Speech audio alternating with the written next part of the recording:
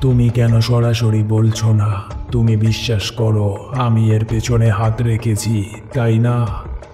আমি আগেই বলেছি, চেহারা আর পূর্বধারণা তোমাকে কিছুই জানাতে পারবে না। উদাহরণস্বরূপ, তুমি ভুল করেছো ভেবে যে আমি ধৈর্যশীল মানুষ এই ক্লানের। তুমি নিজের ক্ষমতাকে অতিরিক্ত মূল্য দিচ্ছ, কিন্তু আমার গভীরতার কোনো ধারণাই নেই তোমার।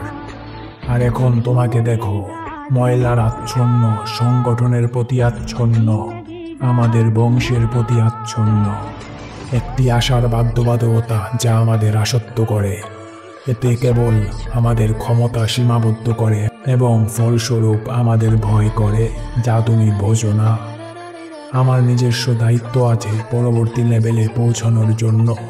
আমি যথেষ্ট করেছি এই করুণ বংশের জন্য। কোনো আশা অবশিষ্ট নেই। এই ক্লানের সবাই একই রকম।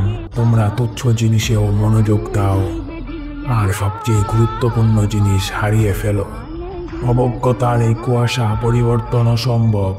কিভাবে আমরা এগোবো যখন নিয়ম কানুনই একমাত্র জিনিস যা তারা কখনোই জেনেছে?